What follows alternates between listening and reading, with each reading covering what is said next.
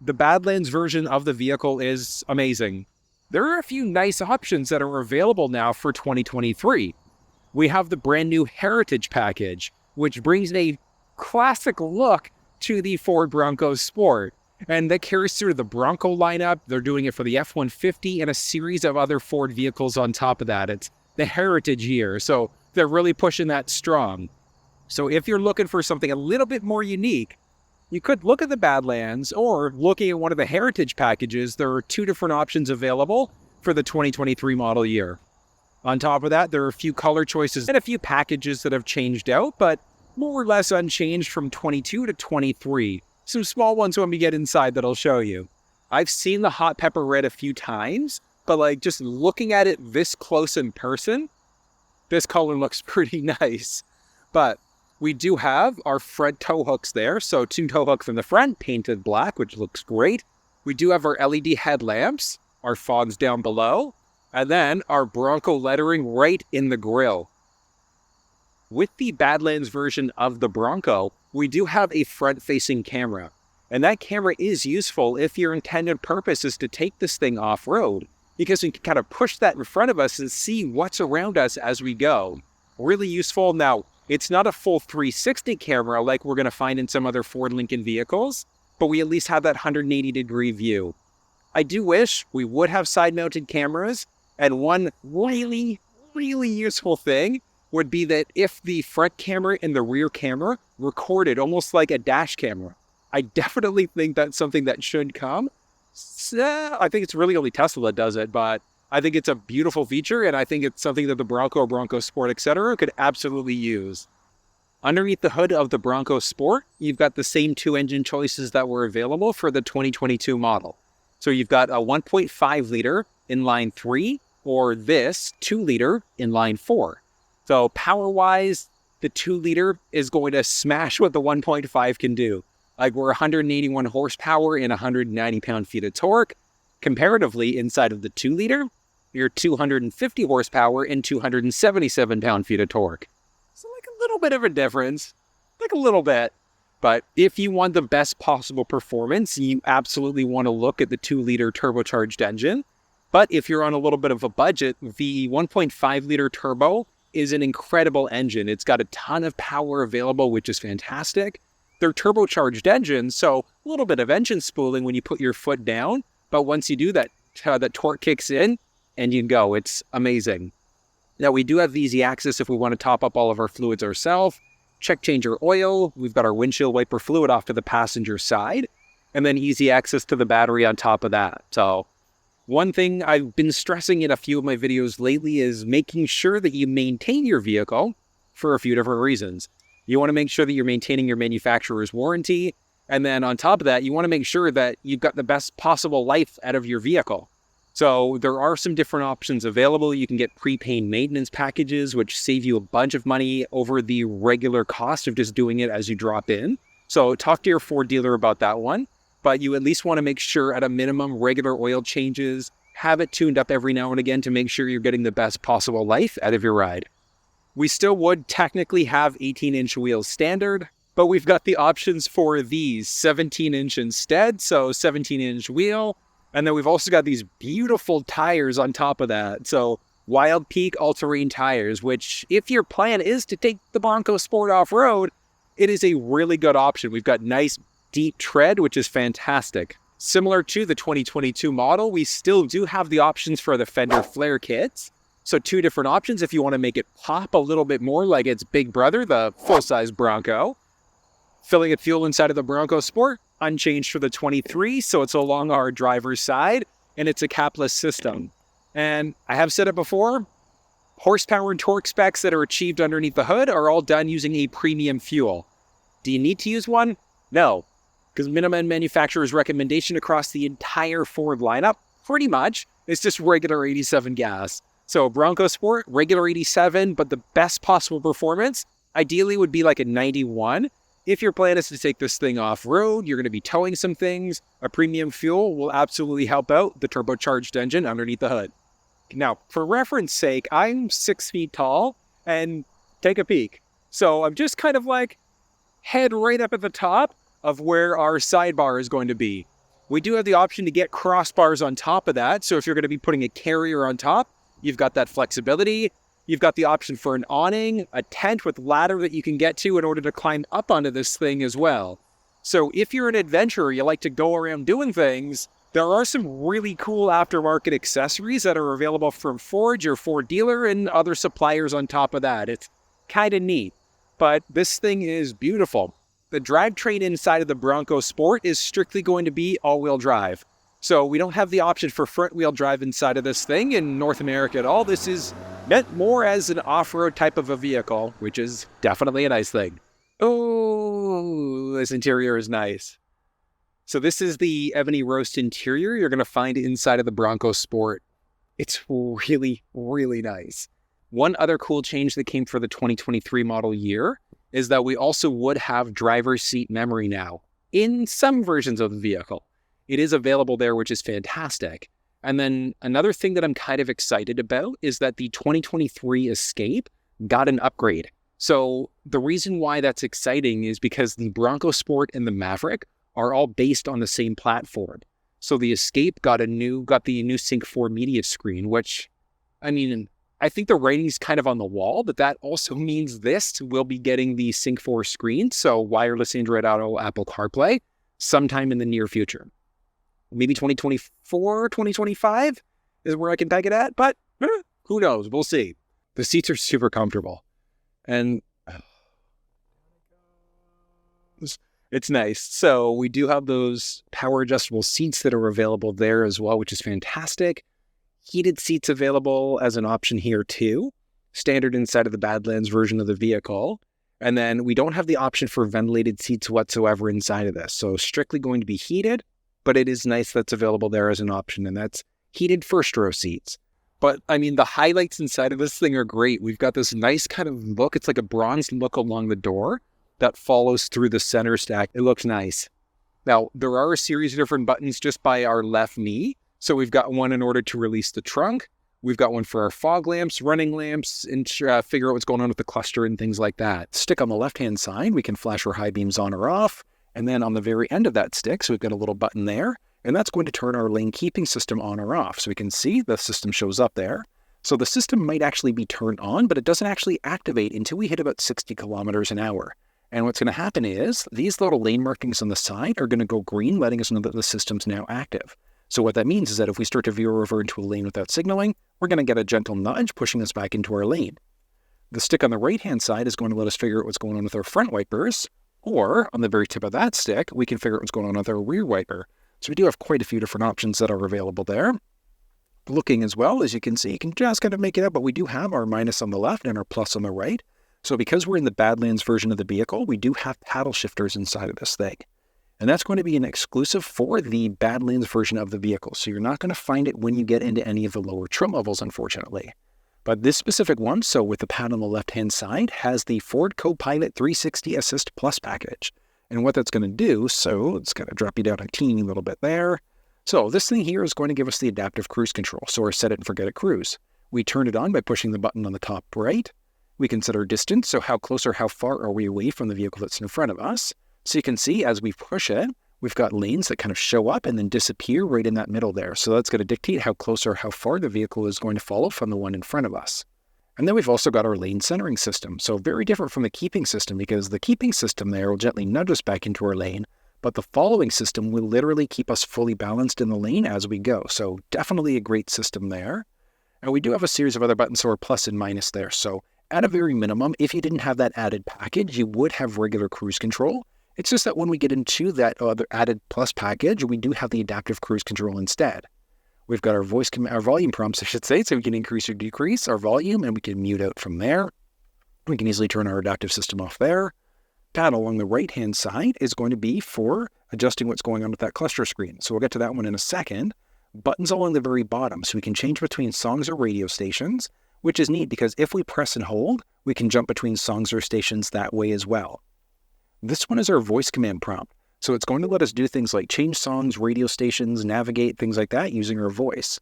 But one of the great things about this button is that if we were hooked up through Android Auto or Apple CarPlay, we could do a longer press. So a longer press and hold in order to be able to activate either our Google or our Siri Assistant. So Definitely a nice thing there. And then we've got a series of other buttons here. So we've got our basic back button. We can go up and down between different screens, and then we've got our menu button on top of that. So let's kind of go screen by screen here for just a moment. So we've got our base screen. So this one lets us go up and down. If we get to any options like fuel economy, we can press and hold it in order to be able to reset our fuel economy. So as you can see, it zeroed us out there. And we can move down between different options. So we've got our trip counter, tire pressure, our now playing, as well as our fuel economy. So back there again. We're going to press menu in order to jump into our first screen. So we can now select what screens are going to show up in that main screen. So I'll show you what I mean. So if we hit calming screen, we can go down to a few other options. So we've got our intelligent four-wheel drive or off-road status, and that's good. So if we jump back home now, and we go, as you can see, we've got our pitch and roll to see exactly what's going on with the vehicle as we go. So if you're off-roading, definitely a useful feature to have on. So our off-road page is there. Intelligent four-wheel drive, so we can figure out which wheel is getting which amount of power as we go. We've got our tire pressure again, trip counter, fuel, and then we've got our calming screen. So this is the one where it essentially gets rid of all the extra stuff, and we've got just the base screen there instead. So if you find it distracting, this is what we're going to want to do. Back again, we've got our audio. So as of right now, audio off. If we turn our audio on for a second, there we go. So we jump back into audio with it on. We've got AM, FM, SiriusXM. If our cell phone was connected, so we were set up over Bluetooth, that would show up as an option. If we were hooked up through Android Auto, Apple CarPlay, etc. If we had a USB stick with MP3s, that would show up as an option. So a ton of different options there. We can easily kind of select through as we go. Moving back in, we've got our navigation. So we can look at our home address, previous destinations, favorites, etc. So if we go favorites, nothing as of right now. If we go back to, let's say, point of interest, we've got different fuel, foods, etc. So if we go fuel, and let's go here. It's like 2 seconds away, but obey traffic laws, be alert, and use voice commands while driving. So you might have seen that. Proceed to the highway and then the route guidance will start. So you may have seen that just pop up along the side there, but as we come to upcoming turns, it is going to let us know on this part of the cluster screen, right at the very top, where we need to go, and then it starts the route guidance as well on that sync media screen. We press menu again, we can go navigation, and we can cancel the route out if we wanted to, and it's that simple to do it. Moving down, we've got our phone, which no phone connected, but we'd be able to go through our contacts and things like that to make phone calls. And we've got our settings button, so we can do our oil life reset if we want to. Same idea, we just press and hold in order to be able to reset. And then we've also got our display set up, so as you can see there, we can also change it up between either miles or kilometers per hour very simply if we needed to. So if you're heading to the States, Canada, whatever the case may be. We are going to be push button start across the entire vehicle lineup though, which is fantastic.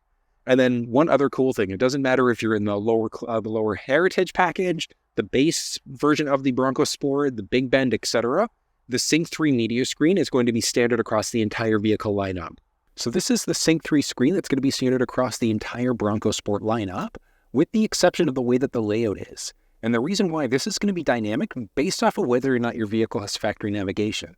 But even if it doesn't, not a big deal because we still have the flexibility to use either Android Auto or Apple CarPlay in order to use Google Maps, Apple Maps, or Waze directly through this middle screen. But let's go through some of the basics here. So if yours didn't have navigation, you would just have the radio over here and you'd have a few other options along the right-hand side instead. Along the very top part of the tray, we do have our home button there. So if we're on any of the other screens, we can press the home button to jump back home. We can press this button along the very top to jump into our clock settings. We've got our current temperature, whether or not we're hooked up through Wi-Fi there on top of that. So we've got a data connection, and we've also got our Wi-Fi as of right now, not currently connected to anything. But we do have the flexibility to set that up, but I'll show you that as we dive in a little bit deeper. Because we've got factory navigation, if we were to press the map, that launches us into the map, or we can jump back home to go back to this main screen.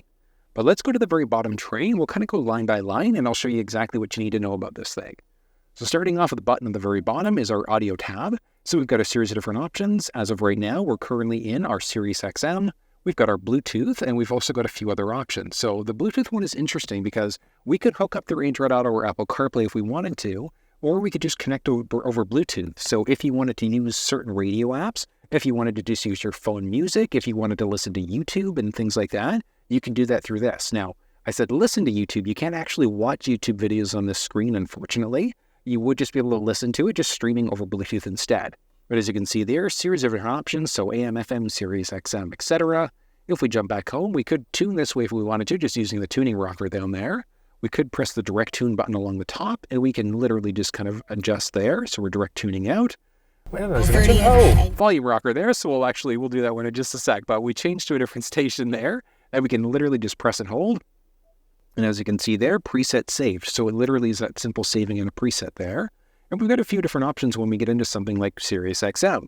So we jump into Sirius now, and we've got a few different options, so we can direct tune that way. We've got a series of different channels that are available there. So we've got all of our different category views we can swipe out, and this screen's super responsive, which is great. We've also got our tags along the bottom for notifications. So if either if a song comes on or an artist comes on, it's going to let you know. And we've got our bass back button there, so we can see exactly what's going on. We can skip through if we needed to. We can pause out. And then if we go into our settings along the bottom, we've got SiriusXM. We have a series of different preset pages, so we've got up to 6 individual preset pages, and that setting's going to be the same whether we're on SiriusXM or if we're just on our regular radio. So as you can see there, let's jump back for a sec, and as you can see, a number of different presets that are available now. But if we go back into our settings, we can change out a few different things. So these are going to be SiriusXM specific. We've got our categories we can lock out, we can enable music notifications, we can tune to start, we've got our presets, we can lock specific channels. So if you don't want kids to listen to certain ones, you can easily lock out as necessary. You can skip out channels as you're seeking. And then if we were to jump back into our audio tab, let's say we go to FM instead or AM, we go back to our settings now. This SiriusXM button is now a radio button. Same idea as you can see there, we've got our HD radio, preset pages, and things like that. So if you update the preset pages in one, it automatically carries through. But along the bottom, it's a mix of AM, FM, SiriusXM. So if you're a heavy technophile, you definitely want to make sure you're maxing out with up to 30 available presets there. And as I showed you earlier, all you do is tune, and then you just press and hold in order to be able to save that source out. But one of the cool things is that we can tune this way, or we can press the voice command prompt on the steering wheel in order to be able to change that way instead. Next up, we've got our phone. So adding in a phone is actually very straightforward. So what you're going to want to do on your cell phone, just make sure that Bluetooth is turned on. And we're going to start off on the Apple CarPlay, or the Apple side of things, I should say. So on your phone, just make sure you've got Bluetooth turned on, and we're going to go Search phone vehicle on your device and select it once it is found. Okay, and we're waiting for sync to show up. Confirm that the pin displayed on sync matches the pin displayed on your device. We want to make sure they pair up, and they do, or so the numbers matched up. Safety. Please stay alert to changing road conditions and use Sync's voice-activated features while your vehicle is in motion. All right, so we're connected now, and it's asking us for a few more things. So we definitely want to turn 911 assist on, and the reason why is because if the vehicle senses that it's in a collision, in certain circumstances, it'll automatically dial 911 for you. Now, interesting part is that if for whatever reason you forgot to connect your phone again when you jump into the vehicle, as long as your phone's on and you're in an accident, the sync screen is automatically going to try to reconnect to your phone, which is definitely a nice thing. We've got our contact download, so we can easily add our contacts in if we wanted to. Yes, no, up to you. And we hit finish. And as you can see, I'm connected. We've got contacts, phones. We've got my phone. We can change out phones. So if we've got multiples connected, that's where we're going to do it. We've got the keypad there for the phone. We've got text messages, and we've got Siri. So it's definitely a nice thing because we do a long press and hold on the steering wheel. We've got Siri activated there. So we do have the flexibility to be able to press the button on the steering wheel in order to activate our Siri Assistant if we wanted to. So we do have a few different options for listening to radio and things like that. So if we go back to our audio for a second, we've got our source now, and we've got my phone, or we've got LiveX Live, which is just a radio app. So we could select that, and we can literally enable in order to be able to listen to music this way if we want to. So we've got quite a few different options that are available. If you've got audio connected to your phone, we can just select that in order to be able to listen that way instead. So very straightforward in order to be able to set up to listen to Bluetooth audio that way. But we've also got the flexibility to use both Android Auto and Apple CarPlay inside of this thing. So using Apple CarPlay, very straightforward. We take our USB cable there, and we're going to insert it into our front USB port. Opposite end of the cable, we're just plugging ourselves in. And there you go. So as you can see, we're connecting. Apple CarPlay, we have to continue. We have to agree. And it'll take a second there. Do we want to allow CarPlay while the phone is locked? Absolutely, we want to do that. And literally that simple, like 2 seconds, and we're fully set up. But as you can see, we've got Apple Maps, we've got Google Maps, and we've got Waze. And we can use any of these map applications directly through the screen. And very similar to the actual built-in media screen. It's very straightforward, and it's super responsive all at the same time. Push the button along the very bottom in order to jump back into this screen. But as you can see, a ton of different options that are available.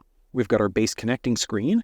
We've also got a few other options there for messages. We've got phone. We can listen to podcasts through this on top of that. So a lot of different options. Move back, we've got our audiobooks. So if you are a big fan of CarPlay, that's where we're going to set it up. And as you can see, ton of different options that are available. But one of the great things that's available inside of CarPlay for this thing is that we've got the flexibility. So if we go into our general settings, we jump into CarPlay, we've got Sync 3, and then we can customize it. So along the very top there, so we can easily customize by doing a simple drag and drop. So let's say you wanted podcasts first, we can do that. You want audiobooks right after that, we can do that as well. Maybe you don't like podcasts, you can remove it. It gets rid of it completely from the screen if you wanted to go that route.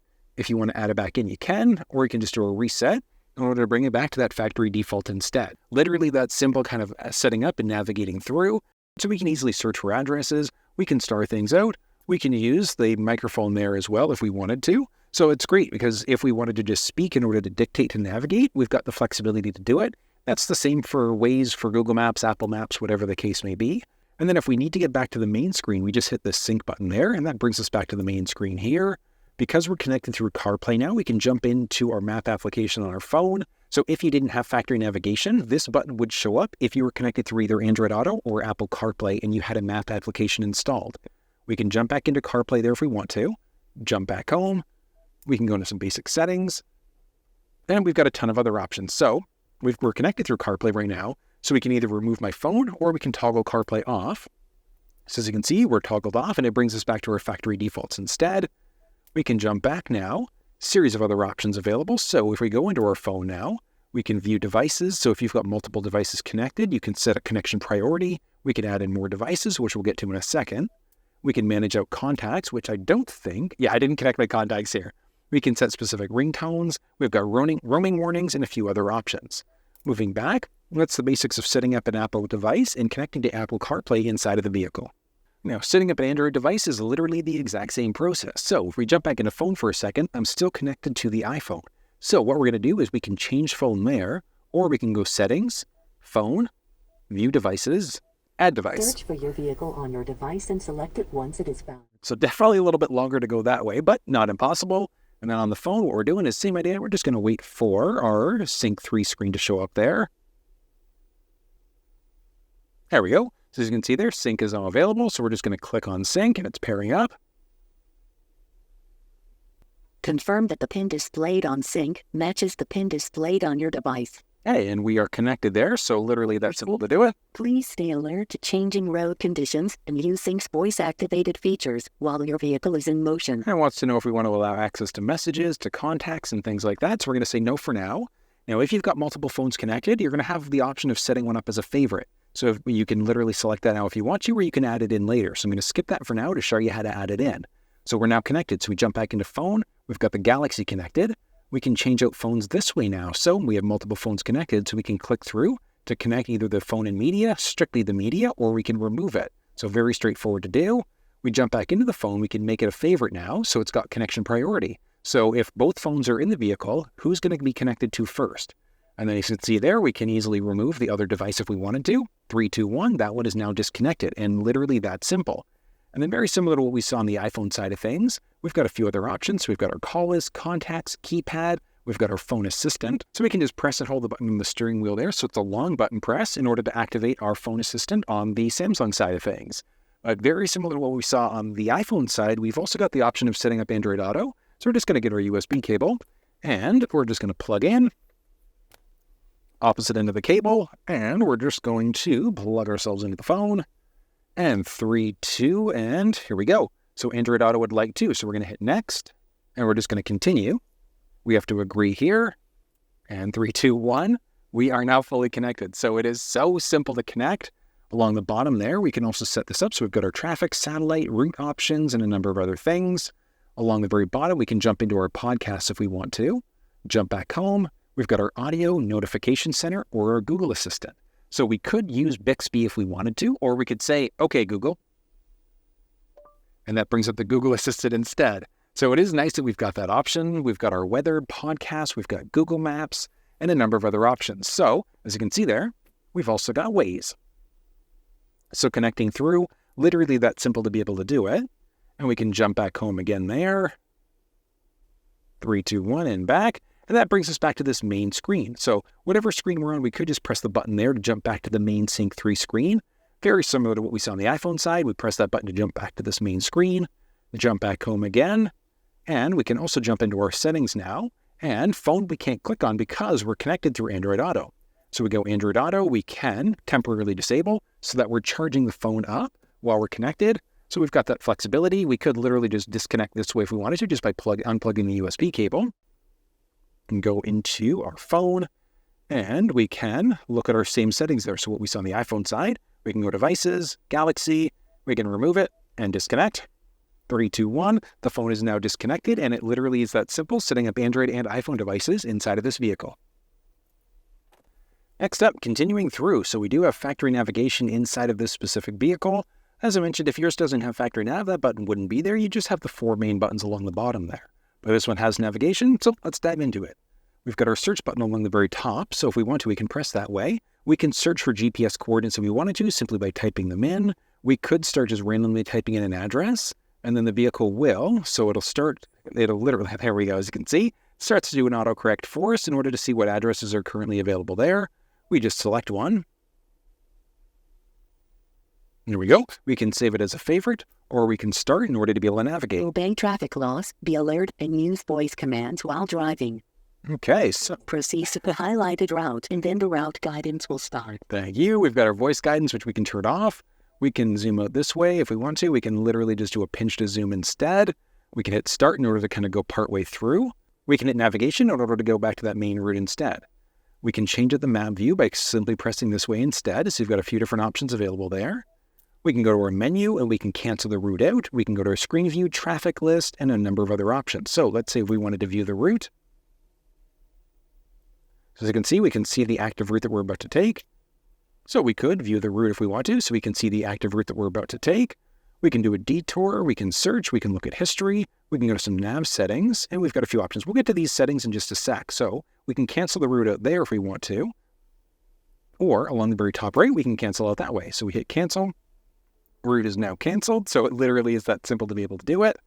If we jump into our menu now, so a ton of different options. So we've got a few different options for our screen view. So our full or our highway exit. We've got our traffic list. So if there's traffic available, we would know what's going on. And we've got our navigation settings. We've got map preferences.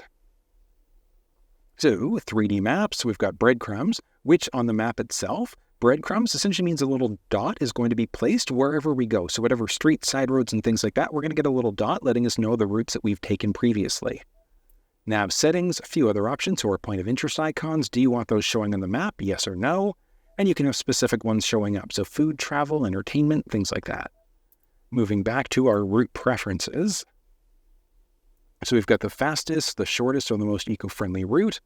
We've got always use the fastest route. So we've got a few options there. If you want to use HOV lanes, we can do that.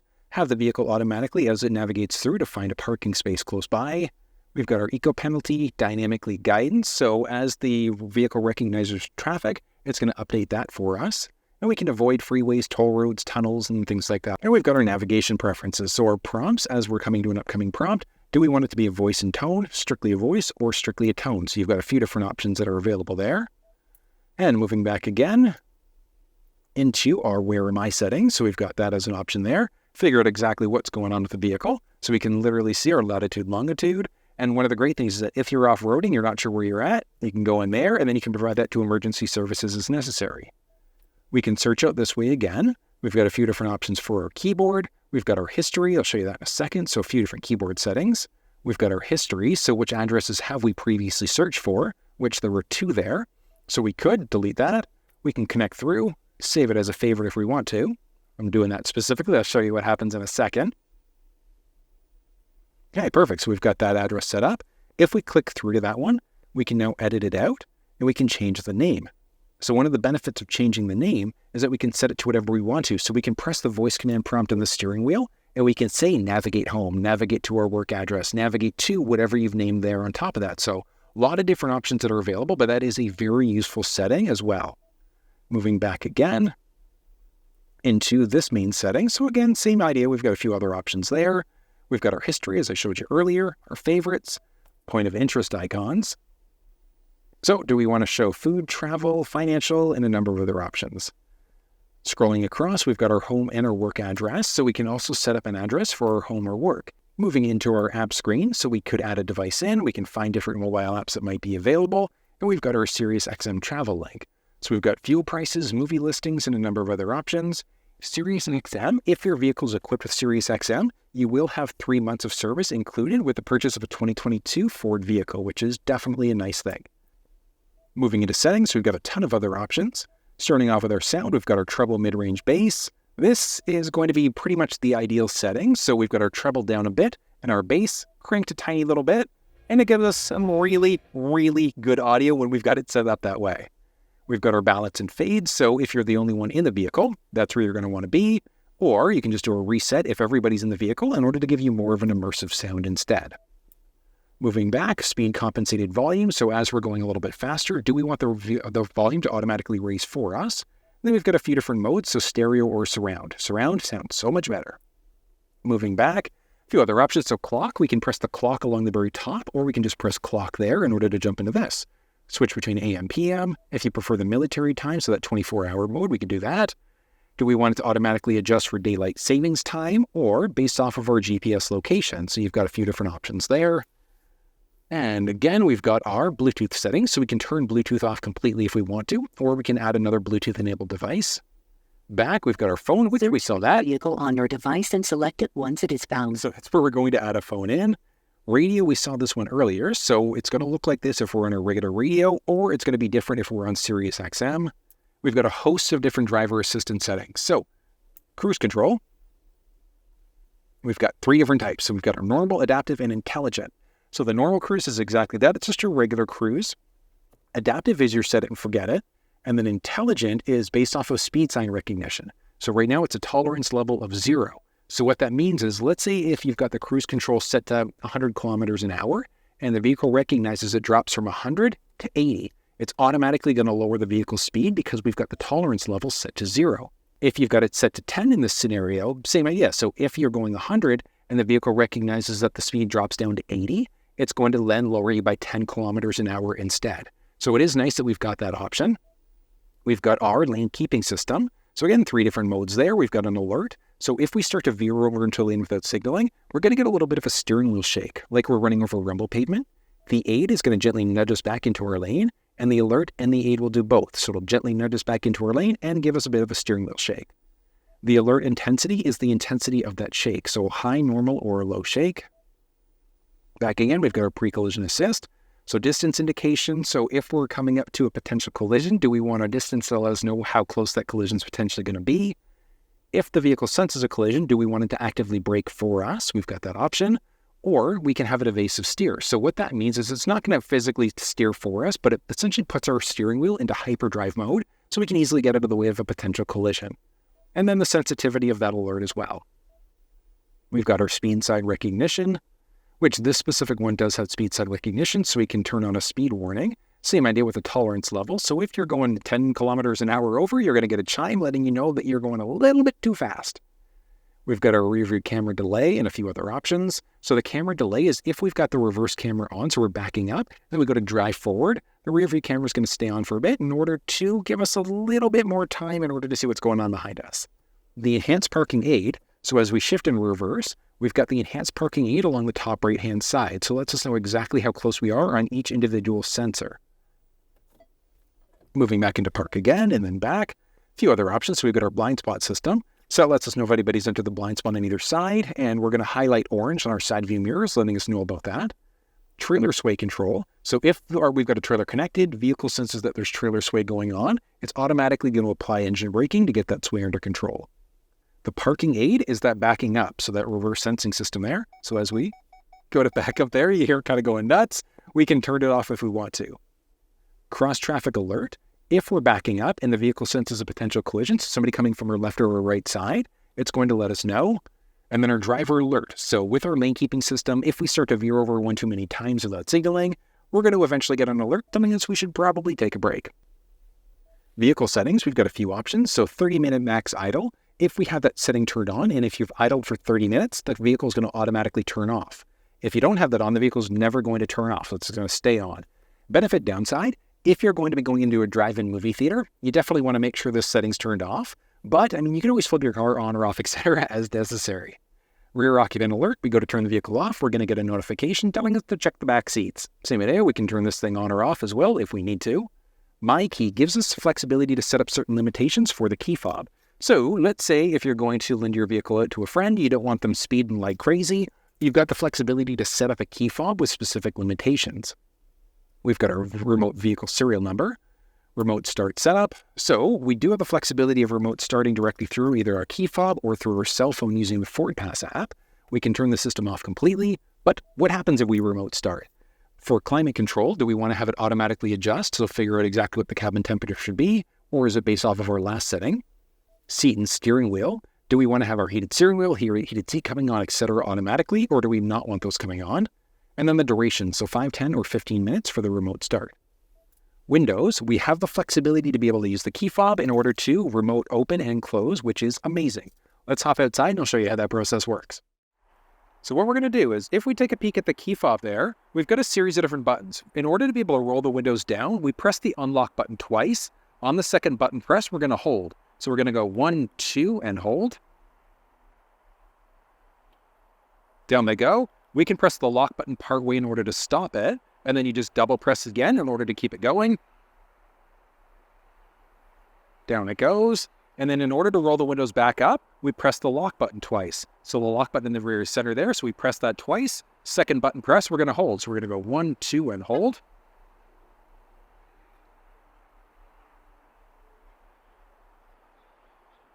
Up they go, and it literally is that simple. So super straightforward as you can see there. So global open and close, definitely a nice thing. Moving back, we've got our wipers. Courtesy wipe means that if we've got our front windshield wipers going, it's going to go one more time at the end of the cycle to make sure it's got all the liquid off the windshield for us. We've got our rain sensing wipers as well, and then rear wiper on when in reverse.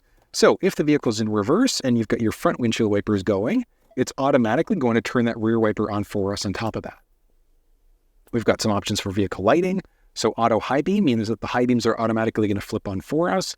If the vehicle senses somebody's oncoming, it's going to start lowering them completely, turn them off, and then when we pass, it's going to turn them back on again. Auto lamp delay. When we go to lock the vehicle when we turn it off, do we want the lights to automatically turn off or stay on for 10 seconds, 20 seconds, or 120 seconds? We've got some options for the locks. So we've got our auto unlock when we stop the vehicle. Mislock chirps and things like that. So if we go to shut the vehicle doors and we go to lock, if one of the doors is not shut properly, we're going to get some feedback letting us know there. We've got a remote unlock on top of that. So when we remote unlock, what happens? Do all doors become unlocked, or is it strictly the driver's door? And then we've got our intelligent access. One of the great things about the intelligent access is that if we had our key fob, let's say in our pocket or purse, whatever the case may be, we can literally slide our hand in the door handle in order to be able to open up and unlock instead. That's going to be the basics of the vehicle settings with the exception of the keypad code. 5-digit factory number, and then you can enter in a number of different options there. So if you ever want to add in your own 5-digit number, you could do it outside on the door or directly through the screen. So all you would do is enter in the 5-digit factory number first. Once you do that, you can then create your own personalized key as well. So if there's a 5-digit number you'd remember instead, use the factory 5-digit first, add in your own after that. That's the basics of vehicle settings. We've got our Ford Pass Connect, so the vehicle is equipped with an onboard modem, so we could use the Ford Pass app in order to be able to remote start through Android and iPhone devices, but you can also use it as a hotspot. You do need a data-only plan through a cell phone provider in order to be able to do that, but it is nice because you can use it as a hotspot for up to 10 devices, so definitely a good thing. We've got some options for settings. We can completely disable it. We can manage devices, so if you had multiple devices connected, you could literally kick them off if you wanted to. And you can also block devices out. So that's kind of a neat one because it's if you're on a road trip and somebody's kind of like bugging you a little bit, you could turn off their connected services. It's just kind of neat. And that's the basics of the hotspot there. And then some options for connectivity. Moving back again. There we go. And moving across, we've got some general settings now. So a series of different options available. We can change it between English, Spanish, French, Celsius, Fahrenheit, kilometers and liters per 100, PSI, the beep that we're getting here. If that drives you nuts, you do have the flexibility to turn it off if you want to. We've got our system updates, which I definitely recommend turning this thing on. And the big reason why, so connect to Wi-Fi at home, turn this on, because if the vehicle senses that there's an update available, it's automatically going to update it for us. Moving back, we've got About, software licenses, and then we can also do a reset. So if for whatever reason FordPass has given you an issue, you can literally do a reset there. If you need to kick somebody off of FordPass, you can do that. Or we can just do a master reset in order to bring everything back to its factory default there instead. Moving back, that's going to be the basics of our general. And we've got our Wi-Fi settings. So Wi-Fi, make sure you turn that one on or off as necessary. View available networks, so connect at home. And then under your general settings, turn on, or even there, turn on your automatic updates. And as I mentioned, just to make sure that the vehicle is always up to date. 911 assist, so if the vehicle senses that there's a phone connected and you're in an accident, it's automatically going to dial 911 for you. Back again, and we've also got, so automatic updates, we've got some mobile apps, so certain apps will only work directly through USB. So as of right now, we don't have any phones technically connected, so we can remove and watch what happens. We do that, and that's removed. Same idea, we remove the phone, it's gotten rid of Apple CarPlay. So those buttons essentially are going to be hot buttons instead, so they're dynamic. If they're removed, it's removed. If you want to add in another vehicle again, all you do is just reconnect over your USB in order to be able to set them up. We've got our display settings. So as nice as this display is, if you find it to be a tad too much, you can turn the display off if you want to, bring it back to life again, or we can just go into a calming screen instead. So we've got our date and time, same idea, button press in order to bring it back to life. Fix, and we've got our display again. We can change out the background. We do have a series of different background options that are available. Some of them are a little bit more subtle than others, but you've got a few options available there. We've got our brightness. So if we look at our screen brightness there, we can easily adjust out or we can reset as necessary. Then we've got our modes. So 3 different modes. As of right now, it's technically in the daytime mode. We can lock it out to either be permanently the day or the nighttime mode. So I love the look of this screen, but I mean, it's a matter of preference. You can have it switch out automatically, and that's going to be based off of how bright it is outside. So 3, 2, 1, and there we go. Back again, and we've got our voice control. Tons of options. So our advanced mode means that we won't get as many notifications as we use the voice command prompt on the steering wheel. This is going to be the command list, but one of the great things about being in the advanced mode is, let's say if we change radio stations using our voice or make phone calls, things like that, it's just going to do it rather than giving us confirmation that that's what it's doing. Command list, so that list that came up as we press the voice command prompt on the steering wheel, that's going to be the list. So we can also turn this thing off if we wanted to. Valet mode, so it's great because we can enter in a 4-digit number in order to lock the screen out. And it's just the screen that gets locked out. So one of the big benefits there is that, let's say if you've got a bunch of addresses saved or other things saved, you don't want people to look through it, you can enter in the 4-digit number to permanently lock the screen out, and people wouldn't be able to search through without re-entering that 4-digit number again. Series of other buttons that are available here. We've got one for start-stop that's potentially going to kill power to the engine if we're stopped for an extended period of time. We've got our four-way blinkers, and then we've also got the button for our front-facing camera. So just button press there. We've got a series of other controls for audio.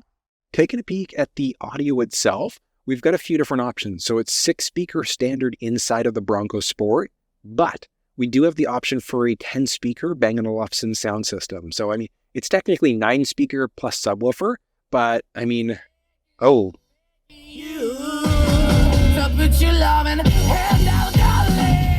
That's, okay, so the sound is incredible. Like, Beggin', Main Skin, amazing song, amazing band. I love them, but, I mean, the audio inside of this thing, like, it's like car-shakingly incredible. So if you're an audiophile, you absolutely want to make sure you go for the upgraded audio system inside of this thing. It is an absolute night and day difference. And it sounds, I mean, as you heard there, really, really nice. And then moving down, we've got a series of different climate control settings. You might have a wireless charge pad that's available there. As we move down, or next to it, we've got a few more power points. So a USB, USB-C, as well as a 12-volt power point there. Down again, we've got our shifter, and this is a rotary dial shifter, so very similar to what you're going to find in a series of other Ford vehicles. So park, reverse, neutral, drive, and then we can drop it into a manual mode. We've got a parking brake, electronic. There's also an auto hold setting, and the auto hold is essentially going to keep us in place. So if we take our foot off the brake and we've come to a complete stop, the car's not going to move. So it's a great safety setting. Down from there, we've got hill descent control, traction control. We can lock out for 4-wheel drive. And then we can also lock out our differential as well. Now, we've got, I mentioned earlier, a series of selectable drive modes. And one of the nice things about the Badlands version of the Bronco Sport is that we've got a rock crawl mode that's available here as well. So very, very useful. But one thing that this thing doesn't have would be a low gear. And that's where the paddle shifters come into play, because if you want a low gear, so you want to really just focus on engine braking instead, you could definitely do it. All you need to do is when you're in drive, you just drop down using the left paddle in order to be able to slow the vehicle down using engine braking instead of wearing your brake pads out. So you do have that available there as an option. We've got our armrest there, and lifting up, we've got a nice amount of space with 2 more power points, so another USB, USB-C. From there, we've also got our dash, which, great visibility there. And it's kind of got this like weave, textured material. It feels really, really nice. Auto-dimming rearview mirror. We've got cabin control lights. And then we've also got buttons to be able to open up our sunroof. Just opens things up nicely, which is great. We've got the flexibility of venting this thing out if we want to, or single button press to open it up.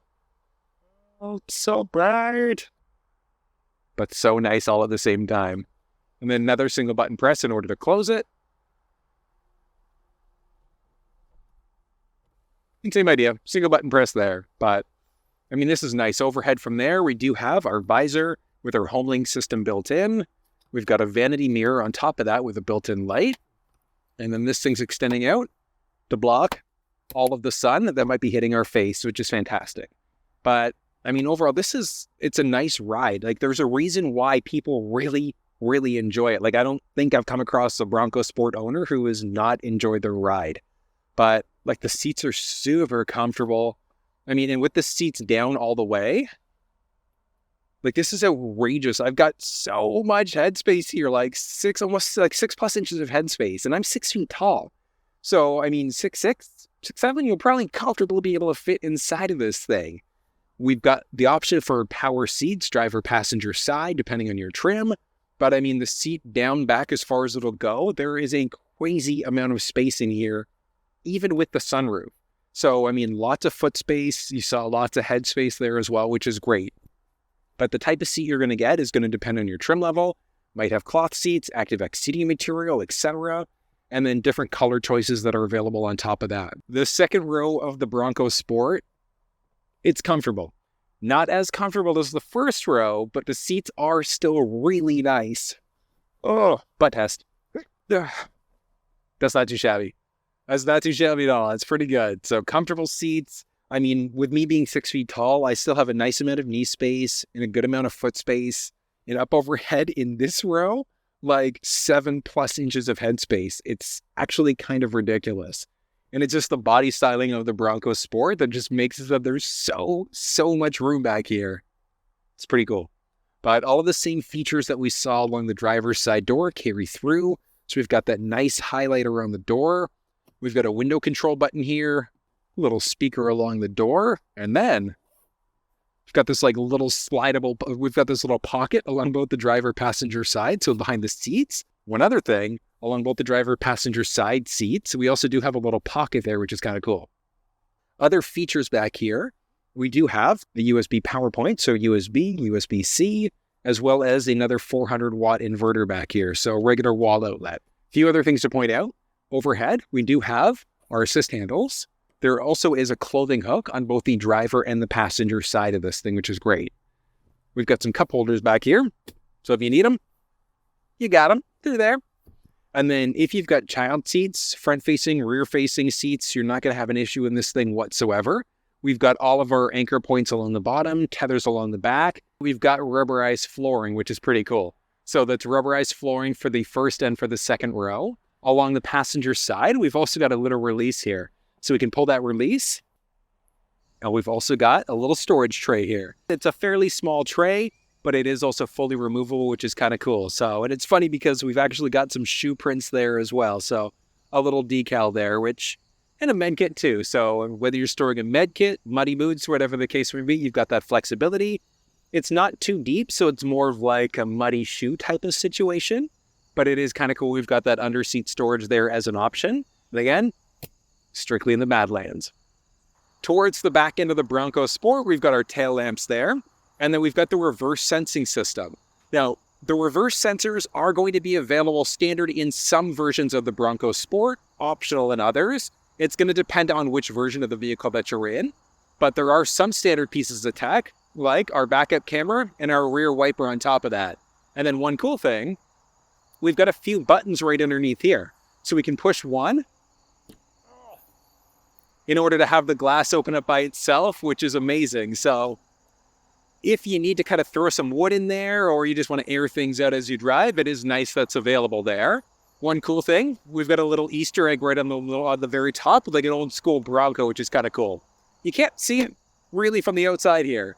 And then we've also got another option for the door itself in order to get into this thing. So very straightforward. Now we do also have the option for the tow package right from the factory. And this is one of those times I would actually highly recommend getting the tow package from the factory, even if your plan isn't to tow.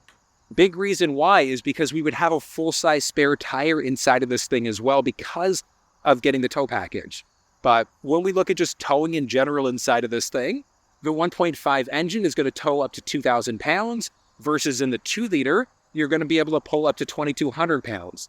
So not quite as much as what we're going to find inside of the Escape, but at the same time, it still is nice to know we could pull small things, small bikes and ATVs and things like that if necessary. The trunk of the Bronco Sport is kind of neat for a few different reasons. As I held up 2 fingers. 2 reasons, that's it. There are more than 2, but a few great things. We've got some puddle lamps up here. So we've got a little button off to the left side. And when we push that, we've got this like neat adjustable headlamp over this lamp overhead. So if you're going to be, maybe packing a tent up or putting a tent out later on at night, you just need some general lights as well. We do have that available as an option, which is fantastic. On top of that, off to the passenger side, we've got a little bottle opener. So you've set up your campsite, it's been a couple hours, pop a beer and relax, which is kind of cool. But a few other things to point out. The Bronco Sport also has the option for tiered shelving. So if you want to, you've got that flexibility. We've got a few different things back here too. Now, the Bronco Sport, when we get inside, I'll show you, we've got the flexibility to get either rubberized or regular cloth flooring, depending on the model of the vehicle that you're in. But regardless, we also have the option for this. So our thermoplastic rubber trays right from the factory. We could do something from WeatherTech aftermarket if you wanted to as well, which is nice. But tons of different options. And one of the benefits there, just pull it off, spray it down as well if you get a little bit messy. We've got a cargo protector. We've got the options for protectors for the back seat. So if the back seats are down, it would also give you protection for the cloth that we would typically find in behind these second row seats, which is great.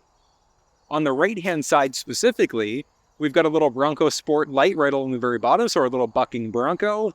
We've also got a 400-watt adapter in the back here. And then there's also a 12-volt power point. So if we need to plug some things in, we've got that flexibility right from the back, which is great. And then, because we're in the Badlands version of the vehicle, we also have a little woofer back here. So this one does have the optional 10-speaker Bang & Olufsen sound system, which is really nice. We've got a boatload of space, a few different measurements showing up there. But then folding the second row seats down gives us even more space. And we can easily do that because right along the seat, so along the top there, we do have a little button that we can push in order to be able to fold the seats down. But I mean, look at how much of a difference it makes when we've got that second row folded down. So if you need even more space, you've got that flexibility. And then it's just a 60-40 split. So 60 on the driver, 40 on the passenger. So we can fold down one side or the other if we want to. That was a look at the 2023 Ford Bronco Sport. What did you think? I like it. Like this classic brown look. But I gotta say, the Heritage package, it is kind of neat. It's very, very different. It's gonna really stand out and shine as you're driving around. It's like that classic look with all of the new technology available. It's kind of neat. But if you have any questions, drop down in the comment section below and let me know. If you enjoyed this video, thumbs up, subscribe to the channel if you haven't already, and until I see you next time, take care.